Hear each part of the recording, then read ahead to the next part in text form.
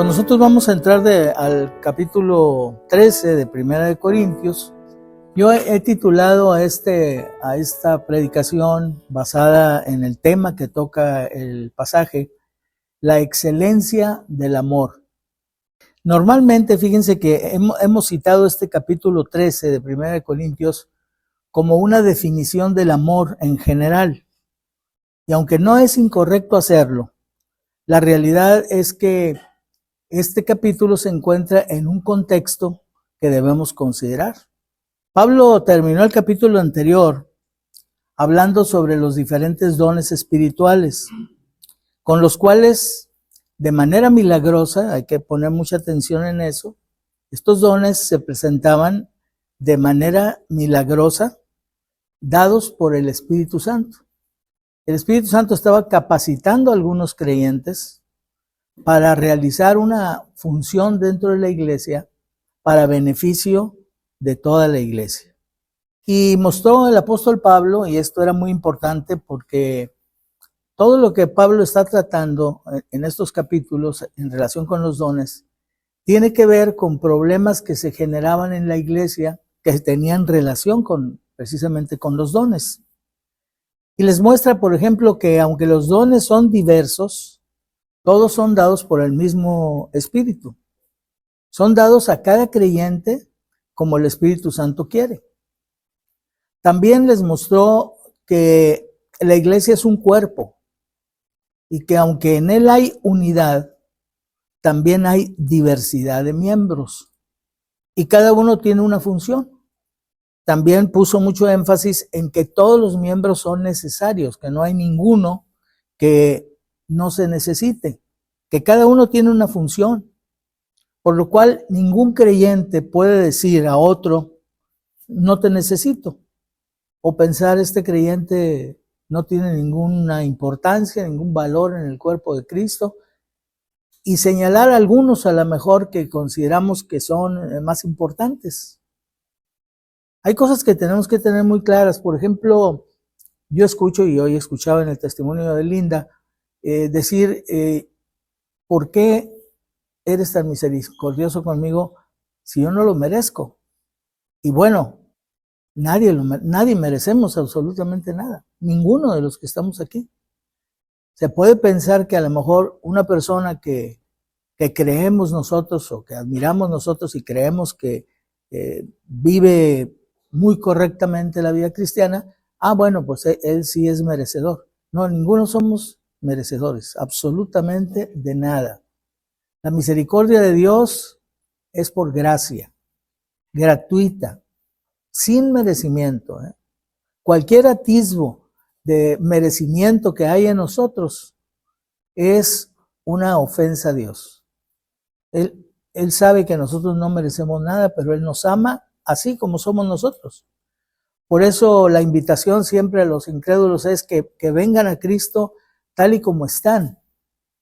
Porque hay quienes se rehúsan a ir a Cristo porque dicen, es que yo necesito primero cambiar algunas cosas en mi vida. No, ven así como estás, no necesitas cambiar nada. Cristo te ama, Cristo te llama, Cristo te quiere y vino a salvarte y vino por ti en particular. Entonces, esto es algo que debemos entender. Y todos los creyentes que formamos ahora parte del cuerpo de Cristo, todos somos necesarios, todos tenemos una función. No podemos desechar ni de hecho ni en nuestra mente a ninguna persona. Todos los miembros, aunque hay diversidad de miembros, todos los miembros tienen un hilo conductor, algo que los une. Ese hilo conductor es su experiencia de salvación en Cristo. Cada persona que tiene una experiencia de salvación en Cristo está unido automáticamente con todos los demás que han tenido una experiencia semejante, ya sea aquí en nuestro grupo o en otros grupos o en otras ciudades o en otras partes del mundo. La Iglesia de Jesucristo es una sola y no es una organización humana, es un organismo viviente del cual Cristo Jesús es la cabeza. Pablo terminó el capítulo anterior diciendo, procurar pues los dones mejores. No queriendo decir con eso que procuraran tener los dones mejores. O sea, ¿qué don quiero yo tener? Pues considero que el mejor don, el que más llamativo me hace sería el don de lenguas, por ejemplo, el que yo pudiera hablar cualquier idioma en un momento dado de una manera milagrosa. Otro podría decir, no, para mí el don más importante, más llamativo es el de profecía. Entonces yo quiero tener ese don. No, dijo Pablo, el Espíritu Santo da a cada uno como él quiere. Entonces, cuando él dice procurar los dones mejores, no se refiere a tener los dones mejores, sino a dar el lugar de que se manifiesten los dones que son mejores. O sea, si hay 2 o 3 dones que se pueden manifestar, vamos a darle lugar al que es en ese momento más necesario y por lo tanto es mejor. ¿Cuáles son los dones mejores? Los que aportan un mayor provecho al cuerpo de Cristo, que es la iglesia. Sin embargo, terminó el capítulo anterior diciendo, mas yo os muestro un camino aún más excelente. O sea, hace una recomendación, procurad los dones mejores. Esto es un camino que le está recomendando. Pero dice, pero les voy a recomendar un camino todavía más excelente que procurar los dones mejores. Y ese camino es el amor.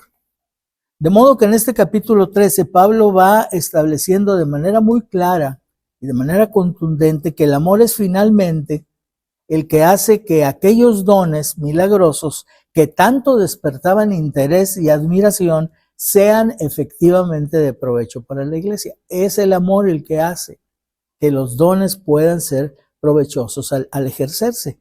Y para darle un énfasis mayor, la mención que hace de los dones en este capítulo la lleva a un extremo extraordinario, ¿sí? Para que no nos quede lugar a dudas. Y así derriba cualquier argumento que pudieran tener algunos en contra por tener un concepto erróneo de aquellos dones. Por ejemplo, fíjense, inicia con el don de lenguas. Si yo hablase lenguas humanas y angélicas, bueno, ya hablar un idioma extranjero sin estudio previo, de manera milagrosa, es sorprendente. Imagínense ustedes, no sé qué idioma les parezca el más difícil, ¿no? A lo mejor hablar en chino, ¿no? O no sé, a lo mejor hablar en alemán. Imagínense que ustedes pudieran de pronto, cualquiera de ustedes, de una manera milagrosa, empezar a hablar uno de estos idiomas perfectamente, de tal manera que la gente pensara que eres de esa nacionalidad, de tan bien que lo hablas. Bueno, pues ya esto sería sorprendente, pero Pablo lo lleva a un nivel aún mayor, a un nivel más alto, diciendo, o lenguas angélicas, vamos, porque si hablar alemán no es suficientemente milagroso, o hablar chino de manera milagrosa no es suficientemente sorprendente, bueno, dice Pablo, pues aunque hablara yo lenguas angélicas, las lenguas que hablan los ángeles. ¿Por qué la mención? Para hacer más grande la diferencia entre ejercer el don sin amor y hacerlo regido por el amor. Si yo hablase lenguas humanas y angélicas y no tengo amor, vengo a ser como metal que resuena o címbalo que retiñe. Llama la atención que Pablo haga referencia al iniciar este capítulo con el don de lenguas en primer lugar, ¿sí? Alguien pudiera pensar, bueno, es que si te vas al capítulo 12, te fijas que terminó mencionando el don de lenguas, entonces por cuestión de uniformidad en su discurso, pues trata con el primer don o con el último don que mencionó en el capítulo anterior. Pero aunque esa podría ser una posibilidad, si nos apegamos al contexto de toda la epístola y de estos capítulos en particular, nos damos cuenta que esto más bien parece indicar que las lenguas, ¿sí?, era uno de los dones que mayores problemas producía en la iglesia. O sea, el don de lenguas era uno de los mayores problemas. Su uso no estaba regido por el amor y perdía su utilidad. Pablo compara el ejercicio de ese don sin amor con un instrumento que solo hace ruido de manera aislada y no aporta al conjunto. Ustedes han visto esos conjuntos que o grupos que de pronto hay una persona que tiene un címbalo y casi hay un determinado momento en que lo toca y nada más una vez y sigue ahí y al rato todos los demás están funcionando, los demás instrumentos, y de pronto otra vez lo vuelve a tocar una vez. Pero aunque participa una sola vez el címbalo en ese caso, está en armonía con todos los demás. O sea, lo hace en el momento preciso, aporta, ¿sí? Pero una persona que suena un címbalo a destiempo, fuera de lugar, fuera de estar en conjunto con los demás, pues no tiene ningún valor, nada más es un ruido, nada más, un ruido ensordecedor, un ruido que molesta, que no es agradable. Entonces dice Pablo, si yo hablo lenguas humanas, angélicas inclusive, para que nadie me vaya a salir, no, pero ¿y qué tal si son lenguas de los ángeles? Pues no importa, si son lenguas humanas o lenguas angélicas, pero lo hago sin amor, no tiene ningún valor. Soy como un címbalo haciendo ruido nada más, no teniendo armonía con todos los demás. El cuerpo tiene diversidad de miembros, pero funciona armónicamente. Ningún miembro funciona independientemente, sino en conjunto con todos los demás. En el versículo 2 dice entonces, pasa a otro de los dones diciendo, y si tuviese profecía y entendiese todos los misterios y toda ciencia. Fíjense qué importante es esto que él dice, porque estas palabras de Pablo nos ayudan a darnos cuenta que el don de profecía hacía entender a quien lo poseía verdades espirituales. Verdades espirituales que estaban reveladas en el Antiguo Testamento, pero que no eran completamente entendidas, porque se escribieron para nosotros, para los que vendríamos después, y se mantenían en ese sentido como un misterio. Dice por eso, si yo tuviese profecía y entendiese todos los misterios no son cosas esotéricas o cosas de brujería, no, simplemente un misterio es algo que tú no entiendes. Si no sé cómo sucede eso o no sé qué significa. Sí, entiendo que algo de eso lo entiendo, pero no del todo. Entonces, ahí hay una parte que es un misterio. Ahora, no solamente había misterios en las cosas reveladas en el Antiguo Testamento de manera parcial, sino también había misterios, es decir, cosas totalmente nuevas que no se habían mencionado en el Antiguo Testamento. Y la persona que tenía el don de profecía de manera milagrosa las entendía, recibía la información de parte de Dios por medio del Espíritu Santo y lo expresaba a los demás para el crecimiento de la iglesia. Entonces tenemos, por ejemplo, y esto nos puede ayudar a entender lo de esos misterios que estaban en el Antiguo Testamento, en Efesios capítulo 3, versículos 2 hasta el 26, espero que no me equivoqué aquí, se me hacen muchos. Dice, si es que habéis oído de la administración de la gracia de Dios que me fue dada, dice el apóstol Pablo, para con vosotros, y que por revelación me fue declarado el misterio, como antes lo he escrito brevemente, leyendo lo cual podéis entender cuál sea mi conocimiento en el misterio de Cristo. O sea, a Cristo él lo pone como un misterio que le fue revelado a él. ¿En qué consistía el misterio? Bueno, pues en el hecho de que en el Antiguo Testamento se sabía que iba a venir un Mesías, pero había muchas cosas que no se sabían y que se supieron hasta que el Mesías vino. Y todas esas cosas que estaban ocultas, no reveladas en el Antiguo Testamento, constituían un misterio que les fue revelado a los apóstoles y por medio de los apóstoles, pues a todos los creyentes. Dice el versículo 5, misterio que en otras generaciones no se dio a conocer a los hijos de los hombres como ahora es revelado a sus santos apóstoles y profetas por el Espíritu. Por ejemplo, aquí está otro misterio en relación con Cristo, que los gentiles son coherederos y miembros del mismo cuerpo y copartícipes de la promesa de Cristo Jesús por medio del Evangelio. O sea, fíjense cómo en el Antiguo Testamento se sabía, va a venir el Mesías va a salvar a su pueblo, pero no tenían ellos claro que también los gentiles estaban incluidos en el plan de Dios. Eso no lo sabían. Esa parte era un misterio. Por eso, creo que lo mencionamos la vez pasada, cuando Pablo llega con Cornelio y cuando se manifiesta la llenura del Espíritu Santo en Cornelio y en los que estaban ahí, igual que como había sido en Pentecostés, los judíos se asombraron y dijeron, entonces también sobre los gentiles se derrama el Espíritu Santo. También ellos son parte del plan de Dios. Este misterio va siendo aclarado en este tiempo, pero antes estuvo oculto. Primera de Pedro capítulo 1 versículos 10 al 12 dice, los profetas que profetizaron de la gracia destinada a vosotros. Ellos profetizaron cosas que eran para nosotros.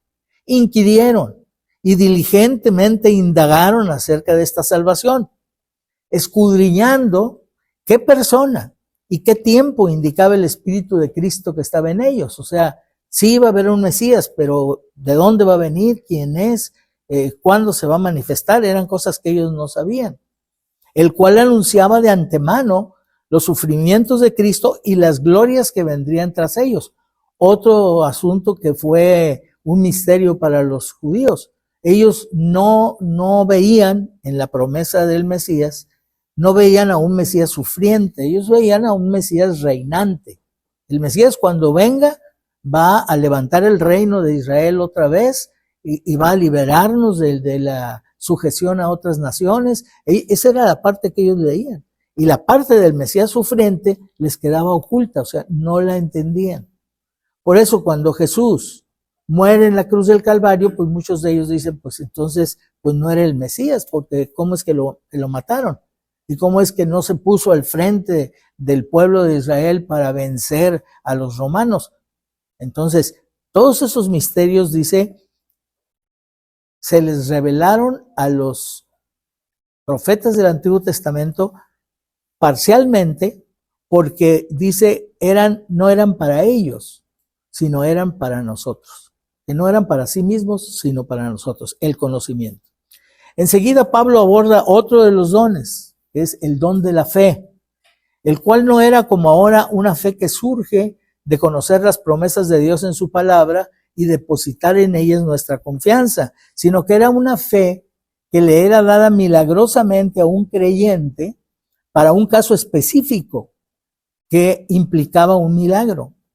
El creyente no operaba el milagro, pero tenía la certeza que le había dado el Espíritu Santo de que sucedería. Por ejemplo, si nosotros vemos a una persona hoy, a una persona enferma, nosotros oramos al Señor, le pedimos que lo sane y decimos, Señor, si es tu voluntad, sánale. Nuestra fe está en que Dios lo puede sanar. Sabemos que lo puede sanar, pero no sabemos si lo quiere sanar. Sabemos que lo puede sanar, pero no sabemos si lo quiere sanar ahorita, o si lo quiere sanar dentro de un mes, o si lo quiere sanar milagrosamente, o si lo quiere salvar con la intervención del médico y las medicinas y los tratos de los médicos, de los doctores. Eso no lo sabemos.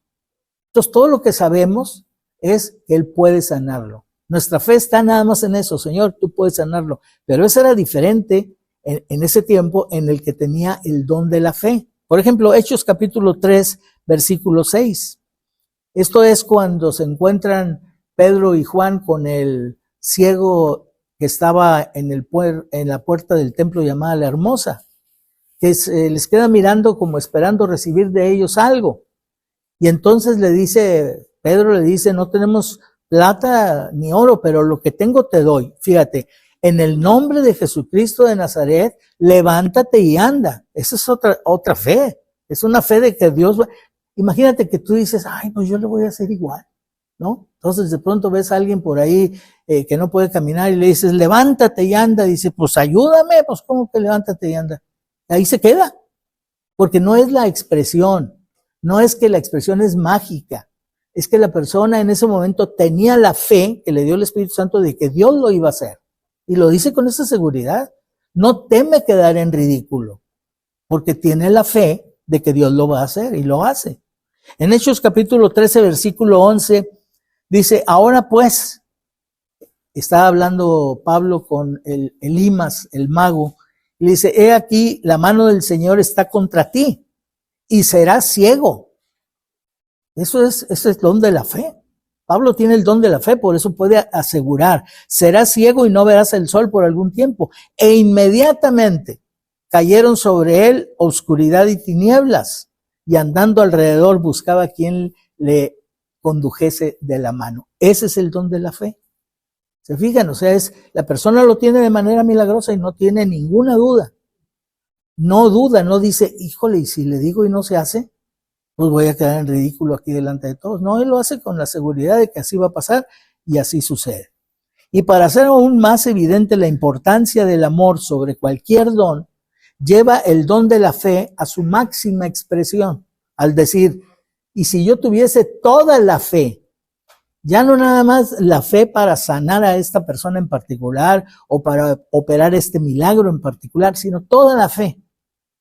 Que diríamos, bueno, toda la fe pues te permite operar pues todos los milagros, todo lo que tú quieras hacer. Bueno, dice, de tal manera que pudiese realizar el acto sorprendente de mover una montaña, de decirle a este monte, quítate de aquí, me estorbas, ¿no? No dejas pasar el viento o no dejas que el sol dé sobre esta parte, entonces quítate de aquí, y te obedeciera. Bueno, si tengo toda la fe de tal manera que puedo hacer eso, pero no tengo amor, nada soy. Fíjense hasta dónde el amor es por encima de todas las cosas. Entonces los dones no tienen ningún valor, no cumplen su función como debe ser si se ejercen sin amor. Enseguida Pablo menciona algo muy importante para considerar. Hay actos de caridad y de sacrificio que no son motivados por el amor. Acuérdense de eso, porque muchas veces decimos con mucha admiración, no, esta persona donó esto, ¿no? No, esta persona dio tanto dinero para levantar este monumento, para levantar esta escuela o para levantar este hospital. Bueno, hay muchos actos de caridad que no son motivados por el amor. Lo que motiva esos actos de caridad son muchas veces el beneficio personal, como por ejemplo, la deducción de impuestos, ¿no? Este señor dio tantos millones para esta organización no lucrativa que beneficia a los huérfanos o que beneficia a los enfermos, pero ¿con qué lo benefició? ¿Con ese dinero qué hizo? ¿De dónde lo sacó? Lo sacó de su dinero, pero luego le dijo al gobierno, ¿sabes qué? Yo di este dinero, así es que no te voy a pagar impuestos de este dinero. O sea, entonces finalmente él no está haciendo nada. Está tomando el dinero que debería darle al gobierno, no se los da, se lo da a esta organización. No es su dinero de su bolsa, es dinero que no le pertenece y que le da otro sentido. Y entonces tiene ciertos beneficios, a veces tiene cierta amistad con los políticos que le permite obtener contratos, etcétera, por todo el dinero que da, pero que es de los mismos impuestos. Entonces, esto es un ejemplo de cómo se puede hacer una obra de caridad para obtener un beneficio personal o para tener fama de benefactor por orgullo, por estatus o por miedo también. Dwight L. Moody contaba de que un día una persona se le acercó y le dijo, señor Moody, yo puedo regalar todo el dinero necesario para edificar un gran templo aquí. ¿Sí? O puedo dar mucho dinero para que vayan otras personas a predicar el evangelio como misioneros, etcétera. Pero yo lo hago si usted me garantiza que Dios me va a dar el cielo por causa de lo que yo hago.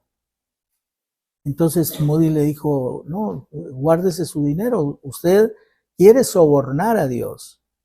Dios no va a aceptar eso. Si usted pudiera comprar el cielo con un acto de caridad, ¿sí? Entonces Jesucristo habría venido a morir en vano. Porque ¿para qué venía a morir si se podía comprar el cielo? El cielo no se puede comprar con nada. El cielo, estamos hablando de la presencia de Dios.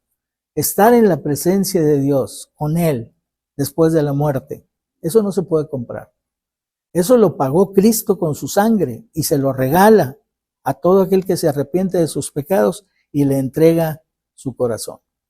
Entonces, por eso dice el apóstol Pablo, Si yo tuviese toda la fe que trasladase los montes y no tengo amor, nada soy. Y si repartiese todos mis bienes para dar de comer a los pobres y no tengo amor, si no lo hago por amor, si lo hago por todas estas razones que hemos mencionado, entonces no sirve de nada, absolutamente. Y todavía se va más lejos, al sacrificio personal. Si entregase mi cuerpo, ¿se acuerdan cómo Satanás le dijo a Dios con respecto a Job, que si le quitaba todas las cosas que le había dado, iba a blasfemar el nombre de Dios? Y cuando no sucedió así, entonces el diablo subió la demanda y dijo, no, pero finalmente lo que el hombre más aprecia es su vida. Entonces, si tú tocas su cuerpo, va a ser diferente. Y entonces cayó esa sarna maligna sobre Job, pero él fue fiel y no hizo lo que el diablo dijo que iba a hacer. Entonces dice el apóstol Pablo, pues si yo entregase mi cuerpo para ser quemado y no tengo amor, de nada me sirve. Y eso pasa, ustedes saben y hemos visto en las noticias personas que se incineran en un acto de protesta, por ejemplo. Prenden fuego a su cuerpo públicamente y se mueren quemados. ¿Están motivados por el amor? No, están motivados por otro tipo de sentimientos, pero no por el amor. Enseguida el apóstol nos da una serie de características del amor que muchas veces hemos aplicado, por ejemplo, al matrimonio, el amor al amor a los hijos, o a cualquier expresión de amor. Y es correcto hacerlo, porque hacia donde se dirige el amor no cambia su esencia. O sea, el amor es amor, ya sea que se manifieste en el matrimonio, o ya sea que se manifieste hacia los hijos, o a la familia, o a los amigos, o lo que sea. No puede decir, esta clase de amor tiene otras características. No, la esencia del amor no cambia, no importa a dónde se dirija. Sin embargo, no debemos aislar este capítulo de su contexto. El tema que se ha venido desarrollando desde el capítulo 12 son los dones. O como dice el texto original, en él no aparece la palabra dones. Aparece una palabra que se traduciría espiritualidades, ¿sí? Pero claro que la palabra dones, aunque no se encuentra explícita en el pasaje original, es lícito inferirla, no, porque no cambia el sentido, al contrario, le da claridad. En lugar de espiritualidades, que sería a lo mejor difícil manejarlo, inclusive la palabra en el lenguaje, cuando decimos dones espirituales, esto lo facilita, pero se agregó la palabra dones, no aparece en el original. Son espiritualidades, manifestaciones espirituales dadas milagrosamente por el Espíritu Santo a algunos creyentes. Y el inferir la palabra dones es lícito, decía, y lo podemos ver en los versículos 7, 11 y 12, que dicen, pero a cada uno le es dada la manifestación del Espíritu para provecho. A cada uno le es dada. Dada es una palabra que nos autoriza a decir que estos son dones, porque ahí dice dada por el Espíritu. Y también dice, pero todas estas cosas las hace uno y el mismo Espíritu repartiendo a cada uno en particular como él quiere. Entonces, estas expresiones admiten que pongamos la palabra dones, porque está la misma idea dicha con otras palabras. Así que el amor debe ser lo que motiva el ejercicio de los dones espirituales para que estos sean de provecho, porque por el contexto nos damos cuenta que algunos de estos dones estaban causando problemas en la iglesia por la falta de amor al ejercerlos. El conocimiento, lo mencionamos también en los capítulos anteriores, es importante. Si alguien cree que sabe algo, que conoce algo, pues aún no lo conoce como lo debe conocer. O sea, el conocimiento es progresivo, vamos adquiriendo cada vez más conocimiento, pero el amor está por encima del conocimiento. Por eso, si tu conocimiento va a dañar a una persona cuando lo expreses, pues mejor no lo expreses. Por amor te detienes, ¿sí? Eso es lo que Pablo ya trató en los capítulos anteriores. Bueno, eso pasa lo mismo con los dones. Y es entonces cuando empieza a dar cuáles son las características de del don del amor. Dice, el amor es sufrido. Y lo repite en el versículo 7, porque dice, todo lo sufre. El amor es sufrido, y en el versículo 7 dice, todo lo sufre. Sin duda esta característica ayudaría para evitar responder a alguna acción negativa, alguna reacción negativa por el ejercicio de algún don. Por ejemplo, si tú ejercías tu don y lo haces por amor, pero una persona se molesta y te ataca y te ofende, como tú lo hiciste por amor, sufres la ofensa. El amor es sufrido. No le respondes en el mismo sentido. Por ejemplo, eso pasa, poniéndolo inclusive ahora en nuestro tiempo, cuando tú exhortas a una persona. Si tú lo haces por amor y esa persona te responde como muchas veces pasa, a ver, ¿y tú? ¿Y tú el otro día que, oye, pues piensas tú, bueno, si un día me viste hacer algo mal, ¿por qué no me exhortaste? Y si ahora yo te estoy exhortando a ti, me lo sacas, no te importo yo, te importa defenderte tú.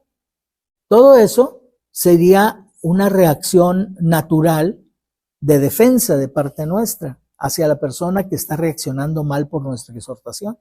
Pero si lo hacemos por amor, el amor es sufrido. Si el amor sufre eso y dice, muy bien, ¿qué fue lo que viste? No, pues tú la otra vez hiciste, pues estaba yo equivocado, estuve mal, perdóname. ¿Sí? O sea, no reaccionas en la misma línea que la persona. Eso muestra que tú estás haciendo las cosas por amor. Y en todos los ejercicios de los dones. Hay veces que cuando una persona está predicando al frente, otro que está sentado dice, eso lo está diciendo por mí. ¿No? Sí, alguien le platicó. Yo me acuerdo haber ido una vez a predicar en un lugar, no me acuerdo ni dónde era, pero un lugar desconocido para mí. Y después de la predicación se acercó una persona y me dijo, ¿quién le platicó lo que yo estoy pasando? Pues ni la conocí, le dije, no, pues nadie me ha platicado, es que no puede ser, todo lo que usted dijo ahí es exactamente lo que yo estoy viviendo ahorita. ¿Quién se lo dijo? Bueno, cuando tú haces las cosas por amor, pues no reaccionas negativamente ante eso. El amor es sufrido. ¿Tú has hecho algo bueno alguna vez por alguien que de pronto te responde mal? ¿Qué has hecho después de eso? Si hiciste lo bueno por amor a esa persona, vas a soportar lo que te está diciendo. El amor es sufrido. El amor es benigno. Es decir, que siempre busca el bien de la otra persona. Entonces, el ejercicio del don es para buscar el bien de una persona. No es para presumir. Si una persona que, por ejemplo, tenía el don de profecía, empezaba a mencionar las verdades que el Espíritu Santo le había revelado, con el deseo en su corazón de impresionar, de que los demás dijeran, oye, mira cuánto sabe, entonces está perdiendo el valor lo que está haciendo. Porque el amor no se motiva por esas cosas, los dones no se motivan por esas cosas, sino por amor debe ser. Y si tú lo haces por amor, entonces vas a buscar el bien de la otra persona siempre y no vas a cejar en actuar de esa manera hasta que no logres ese bien, porque eso es lo que tú quieres. Es como cuando predicas el evangelio, ¿qué quieres? ¿Demostrarle a la persona que es un ignorante? ¿Demostrarle que no sabe? ¿Demostrarle que está equivocado en su religión? ¿Y eso de qué sirve? Si tú logras demostrarle que está equivocado y que en la religión que practica y lo dejas así igual, pues no sirve absolutamente de nada. Por eso tenemos que quitar de nuestra mente la idea del debate al predicar el evangelio. No se trata de derrotar a las personas, se trata de sembrar en ellos la palabra de Dios. Y muchas veces cuando ellos te argumentan algo en contra, lo dejas pasar. Por eso había un método que se le llamaba para predicar el evangelio, el método de los rayos X. Y entonces decía a veces, uno de los ejemplos era, tú vas leyendo la Biblia y de pronto la persona, a lo mejor vas en el avión o vas en el autobús o estás en una sala de espera, en un consultorio, estás leyendo tu Biblia y de pronto la persona que está al lado, a lo mejor voltea y te dice, ¿es la Biblia? Sí, es la Biblia. Ah, mira, ¿por qué? Y entonces le preguntas, ¿por qué? ¿Te interesan las cosas espirituales? Y entonces dice la persona, sí, sí me interesan, ¿cómo no? Estoy yendo precisamente a los ejercicios espirituales ahorita en la Iglesia Católica, está. Y tú no le vas a decir, no, no, pero no me refiero a eso, eso no.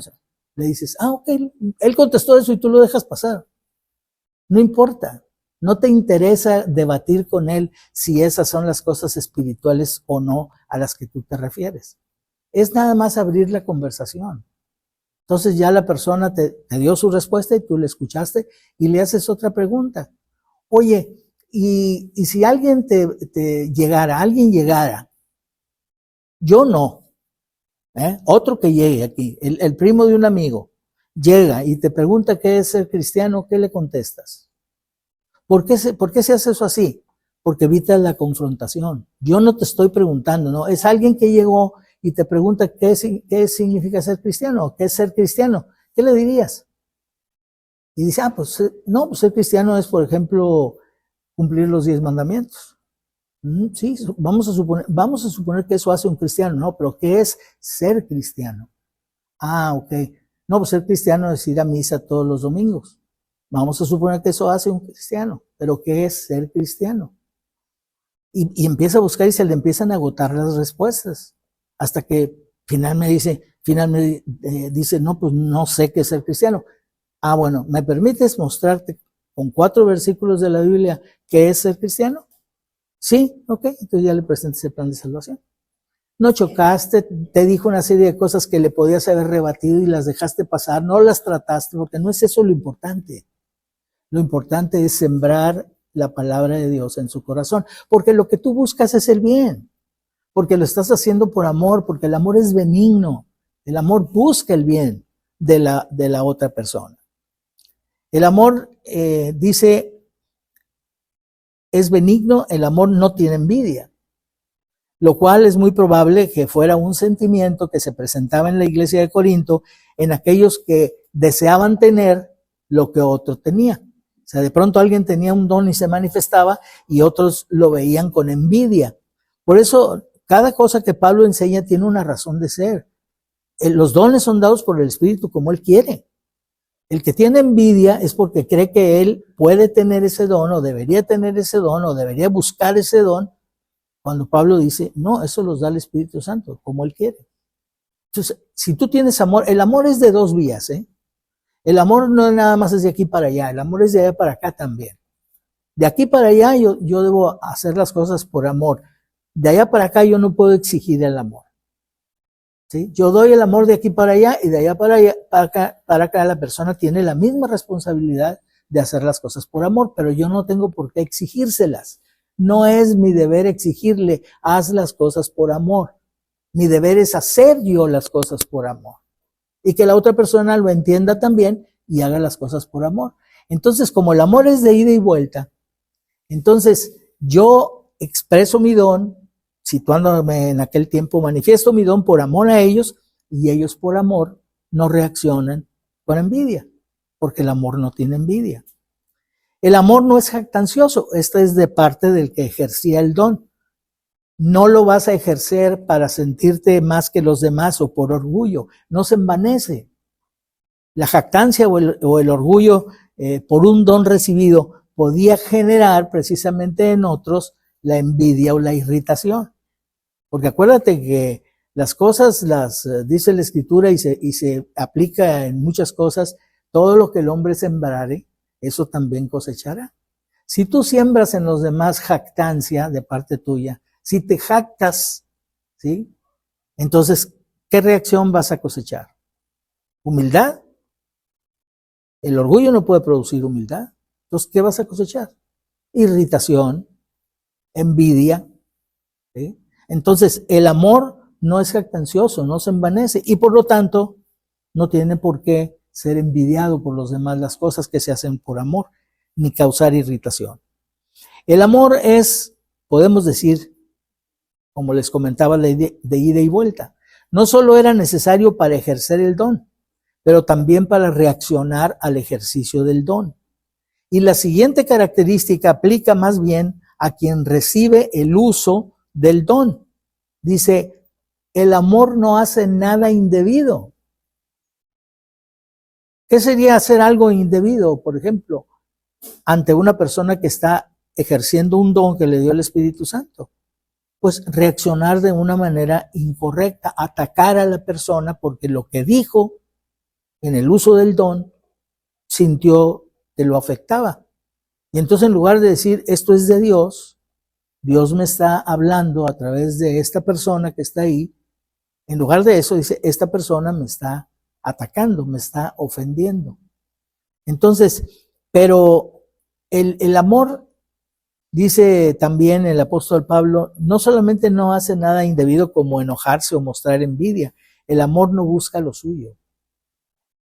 Característica del amor que va muy bien con la verdad de que los dones serán dados para provecho. No busca lo suyo. El ejercicio de un don no busca lo suyo. Por eso uno tiene que pensar muy bien siempre y ser muy honesto con uno mismo. Creo que alguna vez se los comenté, pero cuando yo vivía en la Ciudad de México y decidimos venir a Tijuana, yo me cuestionaba a mí mismo, ¿por qué quieres ir a Tijuana? ¿Qué te motiva? Porque yo decía, bueno, a mí me gusta ir a los Estados Unidos.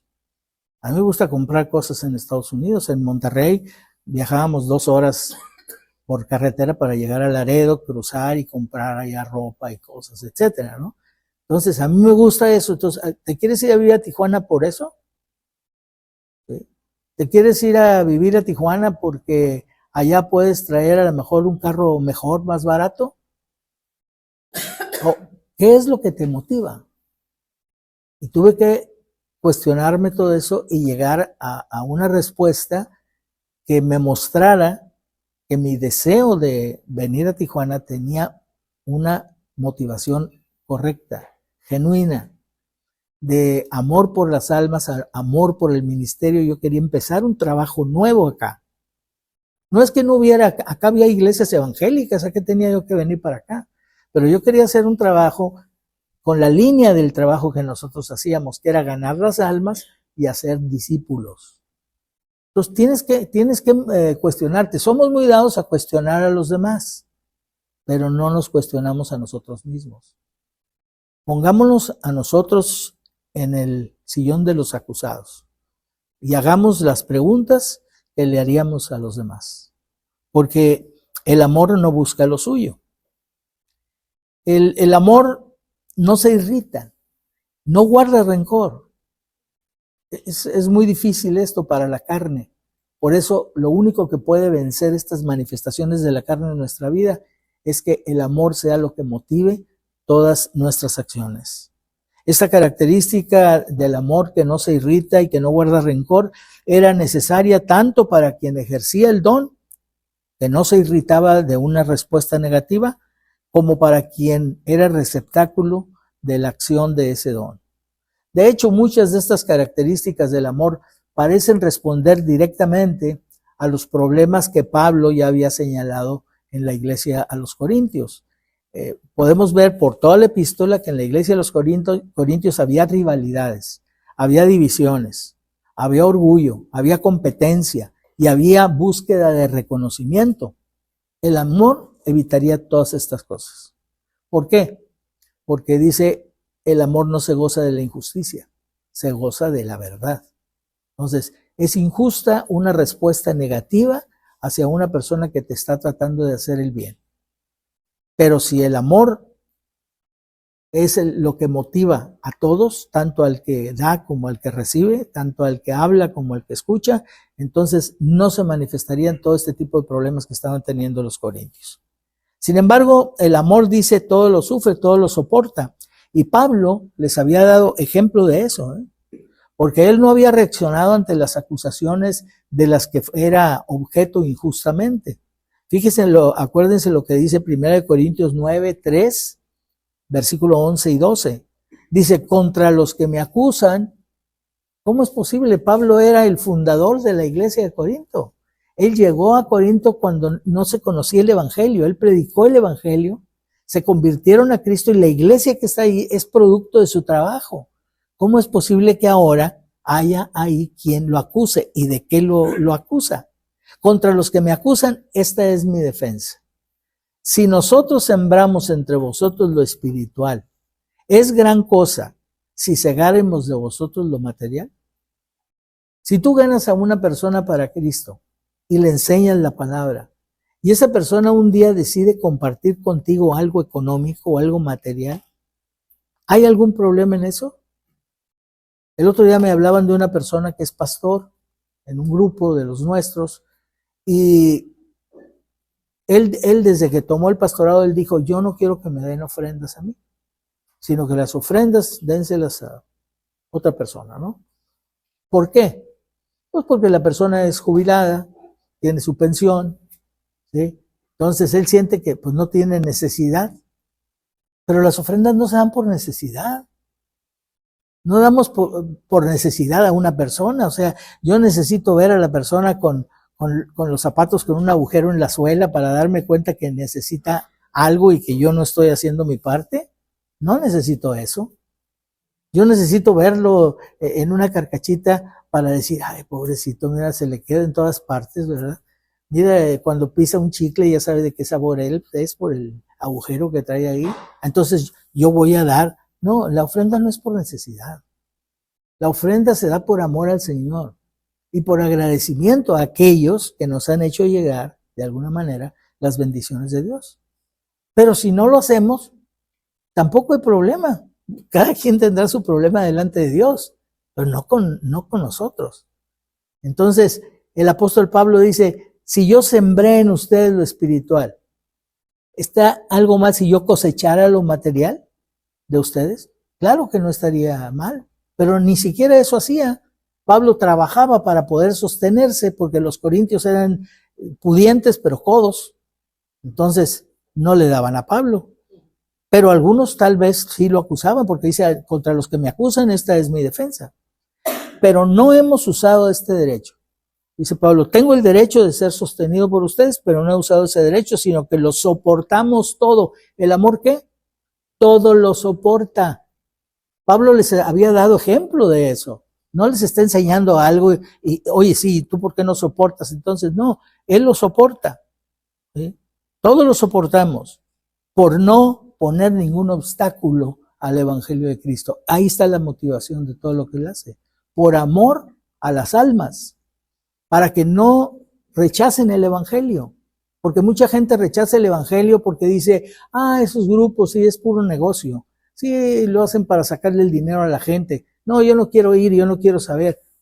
Oye, dice Pablo, si yo exijo mi derecho a ser sostenido, van a decir, pues él predica por ganar dinero. Yo no voy a poner obstáculo al evangelio. Dice él, yo predico para que las almas se ganen. Esa es mi motivación, es mi amor. ¿Cuál es su motivación del apóstol Pablo? Entonces, el amor. El amor todo lo cree y todo lo espera. Dice 1 Corintios 9:23, y esto hago por causa del evangelio, para hacerme copartícipe de él. O sea, el apóstol Pablo cree que lo que él está haciendo no es en vano. Cree que la predicación del evangelio va a dar resultados, que va a haber gente que se va a salvar, que el nombre de Cristo va a ser conocido y va a ser adorado y el Señor va a ser glorificado. Todo eso lo cree porque el amor todo lo espera.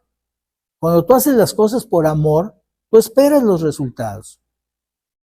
No estás creyendo que va a ser en vano lo que estás haciendo. Pero una característica mayor del amor, todavía una más trascendente, es que a diferencia de aquellas manifestaciones milagrosas que autenticaron, porque sirvieron para autenticar la procedencia del evangelio, también ayudaron a su extendimiento y a la edificación de la naciente iglesia. Todo esto, no obstante estas bendiciones de los dones, traídas por los dones espirituales, el amor tiene todavía algo que es superior a todo eso. No solamente el amor debe ser la motivación del ejercicio de los dones, sino que el amor además dice, nunca deja de ser. Y ahí está implícito que los dones sí dejan de ser. ¿Sí? Si el amor nunca deja de ser y lo está contrastando con los dones, entonces los dones sí dejan de ser. Y lo dice él, las profecías se acabarán y cesarán las lenguas y la ciencia acabará. Cesarán las lenguas, ¿no? ¿Para qué queremos aquí una persona predicando en inglés si todos hablan español? No se necesita. Pero si hay de pronto aquí extranjeros, entonces necesitamos a alguien que hable, ¿verdad? O uno que traduzca. Entonces los dones se manifestaban por una necesidad. Se está predicando el evangelio. El mundo no conoce el evangelio. Está iniciando la iglesia. Los dones, como el don de lenguas, ayudan a que se derriben obstáculos, que son los idiomas. Los idiomas son un obstáculo. A veces, si tú le quieres testificar a una persona que habla otro idioma, pues ¿cómo le haces? Pero si de pronto tuvieras el don milagroso de hablar su idioma, pues entonces en su idioma le testificas. Entonces los dones sirvieron para la edificación de la iglesia que estaban haciendo y para la autenticación de la procedencia del evangelio. Los dones milagrosos decían, esto es de Dios, este evangelio viene de Dios, lo prueban estas manifestaciones milagrosas. Pero llegaría un momento en que no se necesitaría. Por eso dice, todas estas cosas pasarán. Las profecías, las lenguas y la ciencia como manifestaciones milagrosas, dadas a algunos creyentes, cesarían. Eran temporales, pero el amor es permanente. ¿Cuál es la razón de aquella existencia temporal de aquellas manifestaciones milagrosas? Pablo lo dice, versículo 9, porque en parte conocemos y en parte profetizamos. El conocimiento que los creyentes tenían entonces era parcial, porque solo contaban con el Antiguo Testamento. Así que en parte conocían, la parte conocida era el Antiguo Testamento. Sin embargo, ya vemos que ahí había algunos misterios, o sea, cosas que no se entendían. Así que en parte conocían y otra parte la recibían por medio del don de profecía. En parte conocemos y en parte profetizamos. Y por el don de ciencia.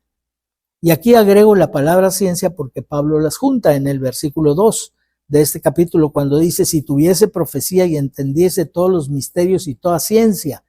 Entonces el que tenía el don de profecía podía hablar de cosas que iban a suceder en el futuro, podía enseñar doctrina y tener un conocimiento profundo de esa doctrina, que es el significado de la palabra ciencia. Entonces los dones espirituales milagrosos estaban destinados a pasar. Ahora la pregunta es ¿cuándo? Y Pablo contesta, cuando venga lo perfecto. Entonces, lo que es en parte, obviamente había dos partes, la parte conocida, en parte conocemos, Antiguo Testamento, en parte profetizamos, viene por este conocimiento de forma milagrosa. Cuando venga lo completo, que es lo que significa la palabra perfecto, significa completo, cuando venga lo completo, lo que es en parte se quitará. ¿Cuál parte? ¿La que está escrita? No. Esa sigue ahí en el Antiguo Testamento. ¿Cuál parte se quitará? Pues la que viene por medio de una manifestación milagrosa como la profecía y la ciencia, por medio de un creyente. Esto ya se quitará porque esto ya está completo.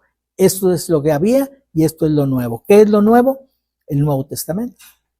Entonces, lo completo es la revelación escrita que tenemos.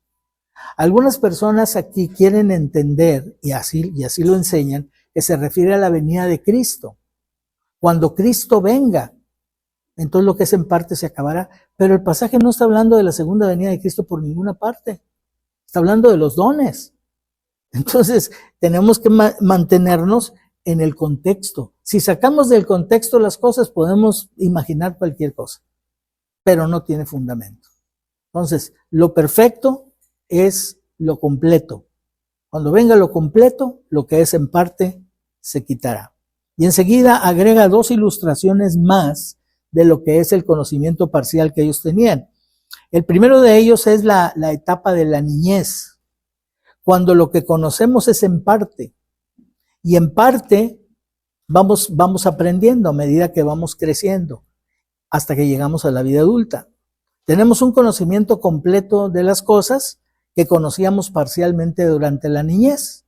Por eso dice Pablo, cuando yo era niño, hablaba como niño, pensaba como niño, juzgaba como niño, mas cuando ya fui hombre, dejé lo que era de niño. Entonces, ¿qué está presentando Pablo aquí? Una etapa de niñez que va siendo desplazada por la madurez. Y cuando llega la madurez, pues ya lo que es de la niñez se acaba. Porque imagínate un hombre adulto que lo vemos actuando como un niño, decimos, oye, le pasó la vida de noche, o sea, nunca maduró, sigue siendo el niño berrinchudo que era desde antes, de cuando era niño. Pablo usa ese ejemplo para ilustrar lo que está diciendo. En parte conocemos, como en parte se es niño durante la vida, y luego se es un adulto y se desplaza la niñez. El segundo ejemplo ilustra lo mismo. Ver una imagen en el espejo no es ver la realidad y nos da una información incompleta. El espejo nos da una información incompleta de lo que vemos. Y el mismo Pablo compara el ver la imagen en un espejo como conocer en parte, oscuramente, no con claridad. La claridad la expresa con la frase ver cara a la persona cuya imagen estamos viendo. Si tú estás viendo la imagen en el espejo y luego tienes a la persona aquí, pues ya dejas la imagen, porque es incompleto lo que estás viendo ahí y aquí tienes a la persona completa. ¿Sí? Entonces, los dos ejemplos de la niñez y de ver oscuramente la imagen de un espejo son ejemplos de lo mismo. Son ejemplos para ilustrar, y esto la Biblia lo hace muchas veces, decirte lo mismo repetidamente. Se ve mucho en los proverbios. Te dice una frase y la que sigue es exactamente lo mismo, dicho de otra manera. Y eso refuerza la enseñanza, el pensamiento. ¿De qué manera vemos a la persona cuando no la vemos a través del espejo? Pues la vemos completamente. Por eso dice el apóstol Pablo, ahora conozco en parte, pero entonces conoceré como fui conocido. O sea, durante el tiempo de la iglesia, de la niñez de la iglesia, ¿Dios conocía a los creyentes de manera completa o parcial? No, pues Dios los conocía de manera completa. Pero ¿cómo conocíamos nosotros las cosas de Dios? De manera parcial. En parte conocemos y en parte profetizamos. Pero cuando venga lo completo, cuando venga, se complete la revelación escrita, llegue el Nuevo Testamento, se completa con el Antiguo, entonces conoceré de manera completa, como Dios me conocía a mí antes. Pero ¿qué es conocer de manera completa? Conocer de manera completa no es conocerlo todo. Conocer de manera completa es conocer todo lo que Dios ha revelado, porque lo que está en la Biblia no es Dios, no es todo lo que Dios es todo lo que Dios ha querido que nosotros conozcamos, es todo lo que está revelado, nada más. Entonces, conocerlo de manera completa es tenerlo ahí. Claro, necesitamos leer la Biblia, necesitamos estudiarla, necesitamos memorizarla, necesitamos meditar en ella, necesitamos que alguien nos enseñe. El etíope le dijo a Felipe, ¿y cómo puedo si no hay quien me enseñe? Oye, ¿comprendes lo que lees? ¿Cómo le hago si no hay quien me enseñe? ¿Y Dios se preocupó de que hubiera quien me enseñara? Sí, por eso en el cuerpo puso apóstoles, profetas, evangelistas, pastores, maestros. ¿Para qué? Pues para que puedan enseñar a los creyentes y se complete la edificación de la iglesia. Entonces, el mensaje de la palabra de Dios es congruente. Lo entendemos, lo vemos y no hay manera de equivocarnos a menos que nosotros hagamos interpretaciones fuera del contexto. Eso es mucho, desgraciadamente, lo que hacen los teólogos. Los teólogos hacen suposiciones, pero no dicen que son suposiciones, y creen tener el derecho de hacerlas para llenar un espacio vacío de algo que no se explicó en la Biblia. Pero la única herramienta correcta para tratar de llenar un espacio vacío en la Biblia es la Biblia misma. Si la palabra de Dios no te da la respuesta, no hay respuesta. Tenemos que entender, Dios no quiso que supiéramos eso, que a nosotros nos llama la atención, que quisiéramos saber, pero no hay respuesta en la Biblia. Y si no hay respuesta en la Biblia, no lo vamos a saber hasta que estemos con Él. Y entonces le podemos preguntar todo lo que querramos y el Señor nos dará respuesta a todas las cosas. ¿De qué manera Dios nos conoce? De manera completa. ¿Cómo conoceríamos cuando llegara lo perfecto, lo completo? Pues de la misma manera en que fuimos conocidos. Ya vimos el texto de 1 de Pedro 1, 10 al 12, que habla de cómo los profetas del Antiguo Testamento conocían de manera parcial las cosas y había otras que escribían pero que no las entendían porque eran para nosotros. Para nosotros ahora vemos el Antiguo Testamento y decimos, mira, esto. Imagínate cuando dice, por ejemplo, el Salmo 22, hablando del Mesías, horadaron mis manos y mis pies. ¿Cómo lo podían entender ellos? Perforar las manos para crucificar de esa manera fue un método romano que vino muchos años después. Ellos no lo podían saber. El profeta lo escribió inspirado por el Espíritu Santo, pero no lo entendía. Pero nosotros ahora lo leemos, decimos, mira, esto fue lo que hicieron con Jesús y mira cómo estaba profetizado en el Salmo 22. Entonces, esa es la manera parcial en que ellos conocían en aquel tiempo. Y en el versículo 13 Pablo termina y dice, y ahora, y esto es importante, Pablo ha estado hablando de un momento futuro, en el tiempo en que llegará lo perfecto, y cesará lo que se recibía por profecía o por palabra de ciencia. Pero en aquel tiempo de la iglesia había virtudes que eran permanentes, que no iban a desaparecer. Por eso dice, y ahora permanecen la fe, la esperanza y el amor. ¿Sí? La fe, la esperanza y el amor como virtudes, no como dones espirituales, no como espiritualidades o manifestaciones milagrosas dadas por el Espíritu, sino como virtudes espirituales. Y de esas tres, la mayor de ellas, vuelve a insistir ahora el apóstol, es el amor. Porque de acuerdo con sus palabras, en el versículo 8, el amor nunca deja de ser. Entonces, fíjense, la fe y la esperanza sí van a dejar de ser.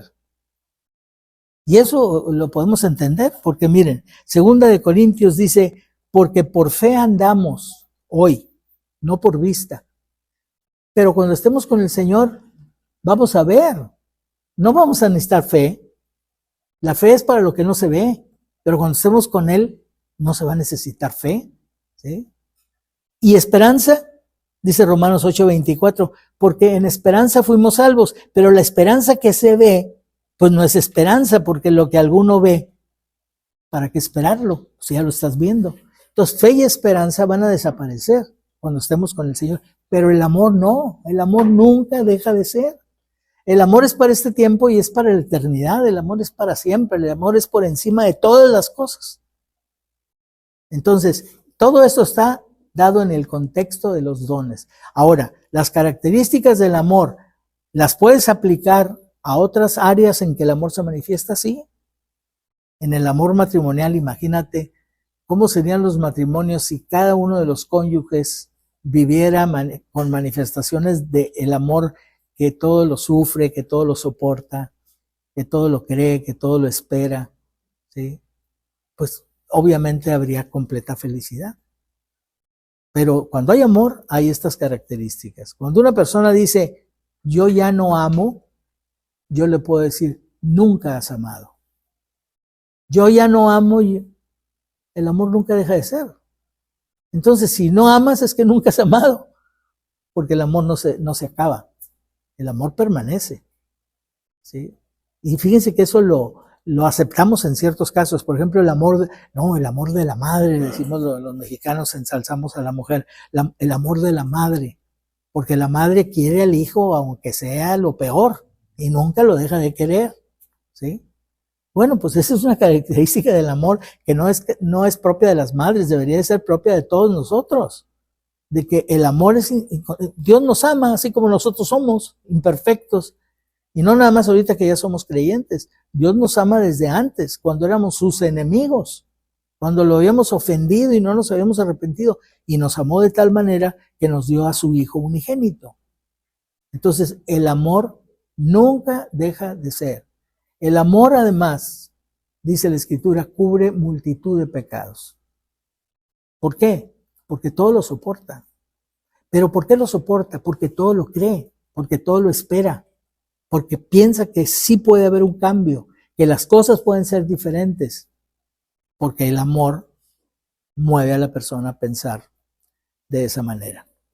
Es importante que pongamos en acción nuestras habilidades y sobre todo que distingamos entre lo que eran los dones espirituales dados milagrosamente a los creyentes que cesaron y las manifestaciones o habilidades o dones espirituales actuales que el Señor nos ha dado.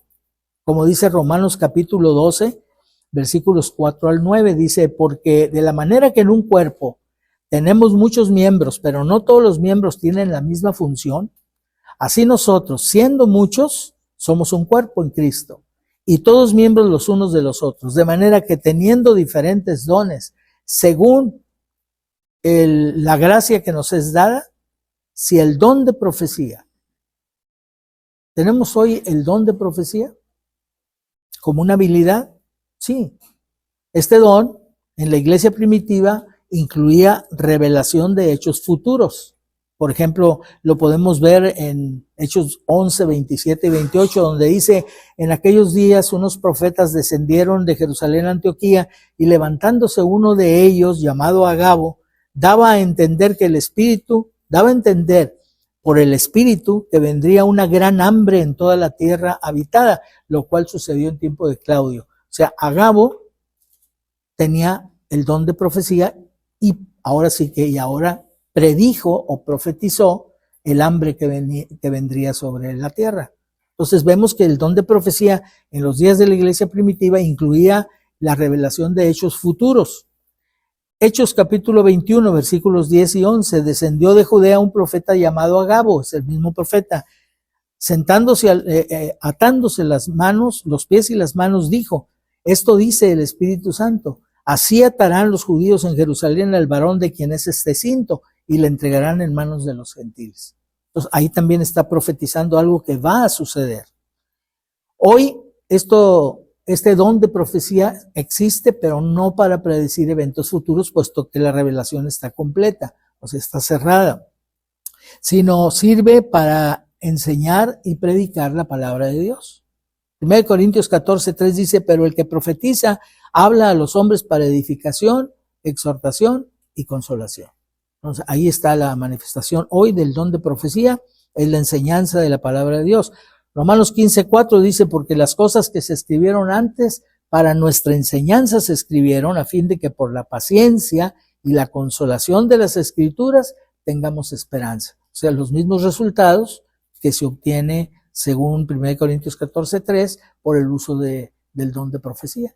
Entonces, la profecía hoy es la predicación de la palabra de Dios, tanto para ganar almas como para edificar a los creyentes. Así es que si se tiene el don de profecía, úsese conforme a la medida de la fe, o si el de servicio, en servir, o el que enseña en la enseñanza, el que exhorta en la exhortación, el que reparte con liberalidad, el que preside con solicitud, el que hace misericordia con alegría. El amor sea sin fingimiento. Aborreced lo malo, seguid lo bueno. Amaos los unos a los otros con amor fraternal, en cuanto a honra, prefiriéndoos los unos a los otros. Que reciban la honra los demás y no nosotros. Que Dios los bendiga.